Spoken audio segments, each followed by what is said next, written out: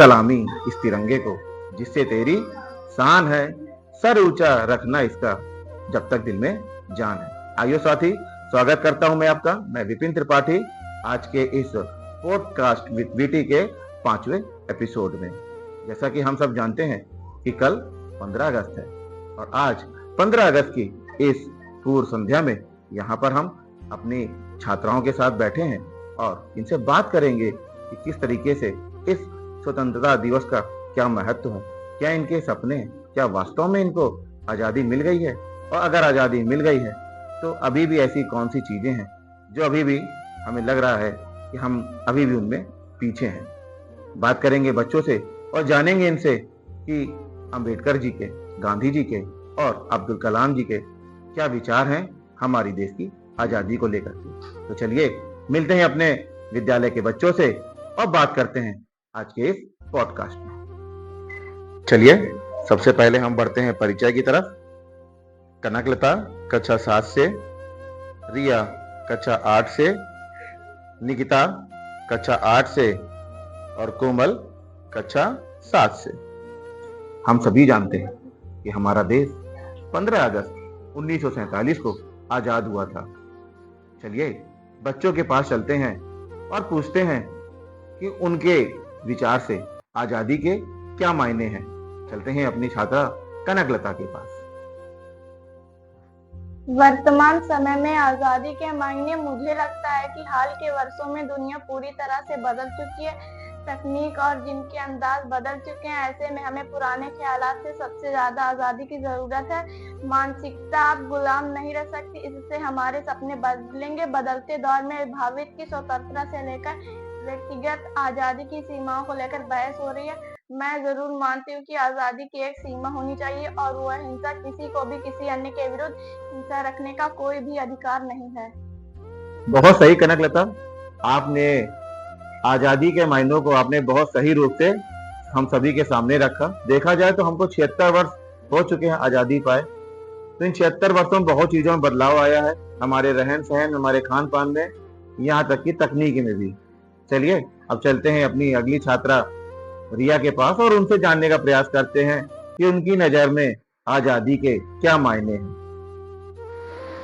Sir, हम जिस समय में हैं उसी युवा पीढ़ी ने गुलामी का दौर नहीं देखा। नई पीढ़ी में आत्मविश्वास है, वह जानती है कि उसका भाग उसके हाथों में है।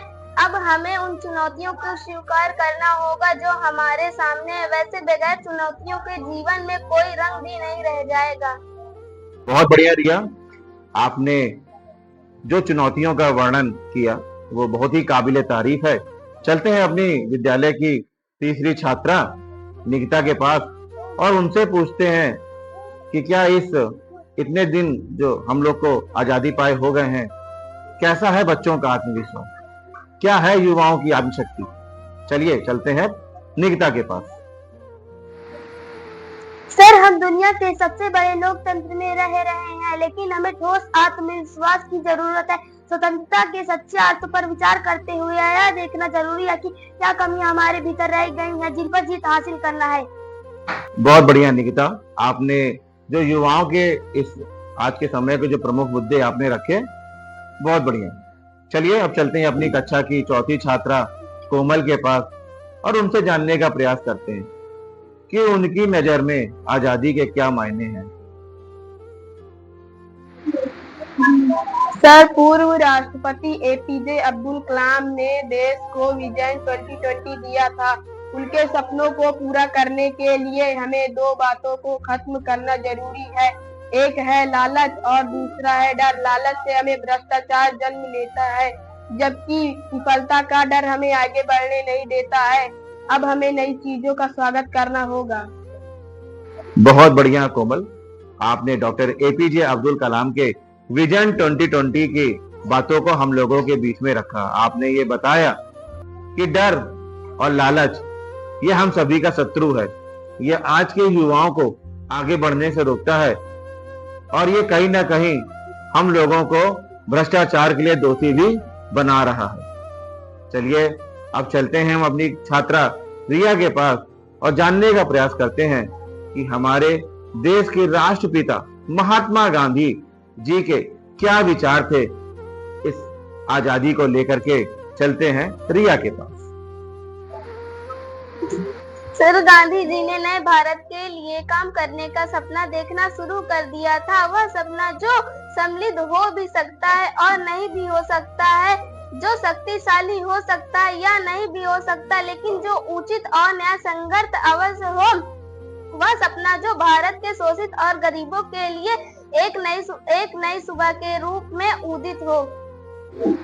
और सत्य ने ही उन्हें अपने भारत से कभी दूर नहीं होने दिया। वह अक्सर कहते थे कि शांति का रास्ता सच्चाई का रास्ता है। आपने गांधी जी के विजन को हम लोग के सामने रखा।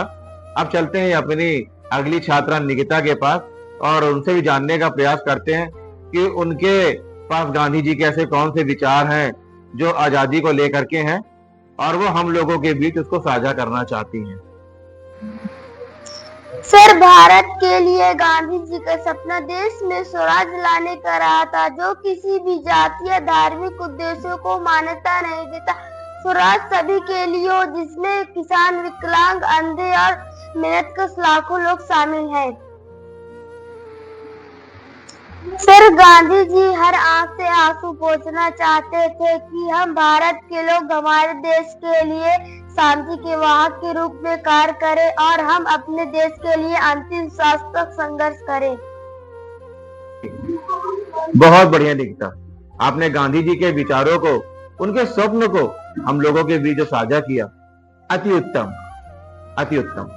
आप सभी जानते हैं कि गांधी जी के दांडी मार्च, असहयोग आंदोलन के कारण हम लोगों को अंग्रेजों से आजादी मिली। निश्चित तौर पे उनकी मृत्यु सन 1948 में हो गई थी, लेकिन उनके विचार आज भी हम सभी लोगों के बीच में जिंदा हैं और इस पॉडकास्ट के माध्यम से जो भी इसको सुनेंगे उन तक ये विचार अवश्य पहुंचेंगे। चलिए अब चलते हैं हम अपनी अगली छात्रा कनक के पास और जानने का प्रयास करेंगे कि आजादी के स्वप्न को लेकर के अंबेडकर जी के क्या विचार थे।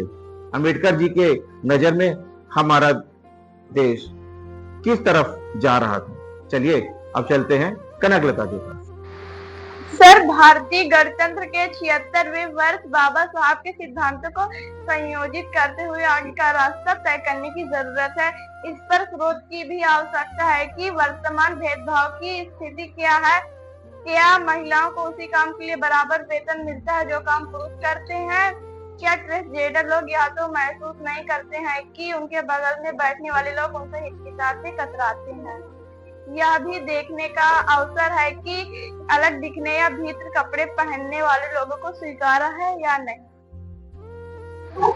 बहुत बढ़िया कनक, आपने बाबा साहब के सिद्धांतों को भी हम लोग के सामने रखा और आपने समाज से प्रश्न भी पूछ लिया। क्या आज भी अस्पृश्यता वर्तमान में विद्यमान है? क्या अभी भी ऊंच नीच का भेदभाव किया जाता है? क्या आज भी अमीरी और गरीबी को लेकर के भेदभाव किया जाता है? शायद इन सभी प्रश्नों के उत्तर हमें अगली छात्रा कोमल से प्राप्त हो। तो चलिए कोमल के पास चलते हैं और जानने का प्रयास करते हैं कि उनके नजर में अंबेडकर जी के इसके लिए क्या विचार थे, क्या विजन था उनका इस असमानताओं को लेकर के। जिस रूप में बाबा साहब ने छुआछूत का अनुभव किया था, वह तो काफी हद तक दूर जा चुका था। सीवर में घुसकर सफाई करने के लिए व्यवस्था आज भी मौजूद है। बिल्कुल सही कहा कोमल आपने। सीवर लाइन में काम करने की जो आज भी मजबूरी बनी हुई है, वो भी हमारे सामने अभी भी एक चुनौती बनी हुई है। निश्चित तौर पे हमको ये देखना है कि आज के समय में हम कितना समावेशी हो गए हैं, किस तरीके से हमारे समाज में जो विविधता व्याप्त है उसे हम किस तरीके से साथ में ला सके हैं, कितना उसको हम जोड़ सके हैं, ये भी आज के समय में देखने की बात है। हम ये मानते हैं कि डॉक्टर भीमराव अंबेडकर जी का जो स्वप्न है उसे हम पूर्ण करने में कहीं ना कहीं सक्षम तो अवश्य हुए हैं और आज की जो पीढ़ी है जो हमारे साथ इस पॉडकास्ट में बैठी है वो भी इसको जान भी रही है और समझ भी रही है। ये पीढ़ी निश्चय तौर पे अपने साथ के लोगों को, अपने घर परिवार को उनका संदेशा पहुंचाने में अवश्य मदद करेगी और निश्चित तौर पे हमारा देश एक ऐसी ऊंचाई पर जा बैठेगा जहां पर न केवल गांधी जी के और न केवल अब्दुल कलाम जी के बल्कि भीमराव अंबेडकर जी का भी स्वप्न पूर्ण होगा। चलिए अब बच्चों से पूछते हैं कि इस स्वतंत्रता दिवस में उनकी क्या योजना है, ऐसी क्या वो शपथ लेंगे जो हमारे देश को एक नई ऊंचाइयों तक ले जाएगा। चलिए चलते हैं बच्चों के पास। हम यह शपथ लेते हैं कि हम अपने भारत के लोकतंत्र की सदैव रक्षा करेंगे। हर भारतवासी के लिए उसका देश सबसे पहले आना चाहिए। भारत दुनिया का सबसे बड़ा लोकतंत्र, यहीं की संस्कृति और सभ्यता को हमें नमन करना चाहिए। आइए इस शुभ अवसर पर राष्ट्रीय निर्माण, विकास बनाए रखने का संकल्प लेते हैं। अभी हमने कनकलता के विचारों को सुना, अब हम सुनते हैं रिया के विचारों को। सर, आइए हम मिलकर एक नया भारत का संकल्प लें। 1942 में हमारे स्वतंत्रता सैनिकों ने भारत छोड़ो का संकल्प लिया था और 1947 में हमारे भारत को स्वतंत्रता मिली। आइए हम सब मिलकर स्वच्छ भारत का संकल्प लें। आइए हम सब मिलकर गरीबी मुक्त का संकल्प लें। रिया के विचारों को सुनने के बाद हम लोग अब सुनते हैं निकिता के विचारों को। सर, अब जिम्मेदारी हमारी भी है इस आजादी की गरिमा बनाए रखने की। आज हम सबको मिलकर एक ऐसे राष्ट्र की निर्माण करने की जरूरत है जहां हर मन डर से मुक्त हो, हर सिर सम्मान और गर्व के साथ उठा हो। एक नए लोकतंत्र से लेकर एक संपन्न देश बनने तक हमने बहुत लंबा सफर तय किया है, फिर भी अभी बहुत कुछ करना बाकी है। हमें एक ऐसे भविष्य के लिए काम करने की जरूरत है जहां हर नागरिक को अच्छी शिक्षा, सेवा, स्वास्थ्य और सफल होने का अवसर मिले। बच्चों ने अपने इस पॉडकास्ट के माध्यम से न केवल गांधी जी, अंबेडकर जी, बल्कि अब्दुल कलाम जी के विचारों को भी हम सभी के समक्ष रखा। उन्होंने बताया कि आने वाले स्वतंत्रता दिवस में वो क्या प्रतिज्ञा लेने वाले हैं और इस लोकतांत्रिक व्यवस्था में व्याप्त जो भी कुरीतियां हैं, जो भी असमानता है, उसको वो दूर करने का प्रयास करेंगे। उन्होंने ये ठाना है कि ना वो किसी लालच में पड़ेंगे और न किसी से डरेंगे। निश्चय ही उनका ये आने वाला भविष्य उन्हीं का है। सुनते हैं अब बच्चों के माध्यम से एक गीत की 2 पंक्तियां और फिर चलते हैं हम अपने इस पॉडकास्ट की समाप्ति की तरफ। देश की माटी हो, चंदन है इस देश की माटी,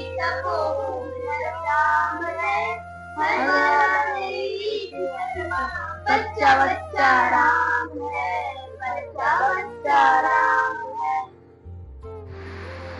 बच्चों के माध्यम से 2 पंक्ति गीत सुनने के बाद अब हम लोग अपने इस पॉडकास्ट के अंतिम चरण में आ चुके हैं। आज इस पॉडकास्ट के माध्यम से बच्चों ने राष्ट्र के नाम पे जो संदेश दिया है, निश्चय ही वो हम सभी को सुनना चाहिए।